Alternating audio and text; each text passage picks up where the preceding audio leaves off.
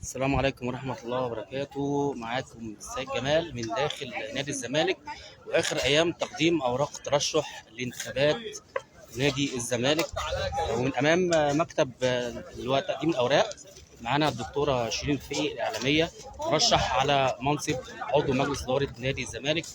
أولا بنقول لك مبروك تقديم الأوراق واستلامها النهارده رسميا، وإعلانك رسميا مرشح لعضو مجلس إدارة نادي الزمالك. تعرفي الجمهور نادي الزمالك واعضاء الجمعيه العموميه بدكتوره شيرين فقي. عرفت بيا طبعا. اولا انا الاعلاميه شيرين الفقي، مخرج بالهيئه الوطنيه للاعلام وعضو نقابه الاعلاميين، مقدمه برنامج ببساطه مع شيرين، وبنت النادي الملكي والجمعيه العموميه والجمهور الزملكاوي. طبعا الفتره اللي فاتت كان في حاله من الاحباط والحزن عند الجمهور الزملكاوي واعضاء الجمعيه العموميه لعدم استقرار الاوضاع داخل النادي، لكن الى ان تم فتح باب الترشح لانتخابات مجلس اداره النادي، كلنا طبعا كل اللي بيحب النادي الملكي كان لازم يسعى ان هو ينزل ويخدم النادي بشكل كامل، سواء جمعيه عموميه او الجمهور الزملكاوي، لان هو برضه ليه علينا حق. اي شخص يكون عنده القدره ان هو يدخل يخدم في الفتره الجايه كان لازم يترشح يخدم، لان دي وظيفه خدميه في المقام الاول. اي شخص يقول انا هحل المشكله، انا هعمل هسوي، لازم يكون قادر على تنفيذ ده.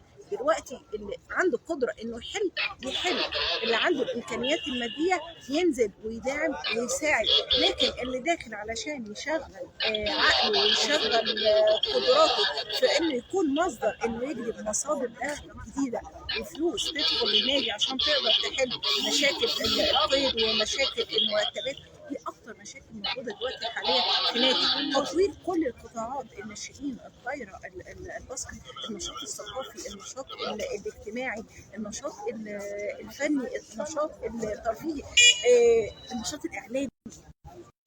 قناه الزمالك يمكن انا كابتن سيد، من الحاجات اللي انا يمكن لاحظتها النهارده ما شاء الله تواجد الميديا، وانا طبعا بدعم كل القنوات، ومفيش ولا قناه ولا موقع انا اتاخرت ان انا اقف معاه في الجو اللي انتم شايفينه ده، والجو صعب جدا، لكن انا عشان عارفه ان الميديا رساله، وحق الجمهور الزملكاوي ان هو يكون قاعد ومتابع للاحداث. وعلى فكره انا بتكلم عن الجمهور الزملكاوي اللي هو داخل مصر وخارج مصر وبره كمان مصر، احنا على مستوى العالم في محبين ومشجعين لنادي الزمالك وقاعدين حابين يسمعوا اخباره. عشان كده احنا لازم نكون متواصلين معاهم ونكون موجودين في كل العالم حاليا، وبنقول لهم احنا بنقدم رساله جديده وعايزين نعمل انتخابات نزيهه، انتخابات مختلفه، انتخابات فيها تنافس شريف، كل واحد عنده القدره انه ينزل، بس هو نازل بشخصه، نازل هيحارب، نازل يخدم.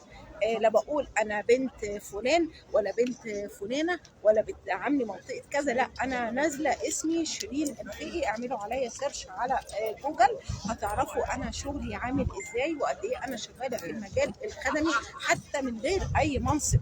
ولو كانت عرض عليا اي حاجه خدميه داخل نادي الزمالك كنت هعملها في اي وقت من غير ما اتردد، لكن الوضع دلوقتي داخل نادي الزمالك يقول ان احنا لازم نتكاتف ولازم نكون موجودين ولازم نخدم.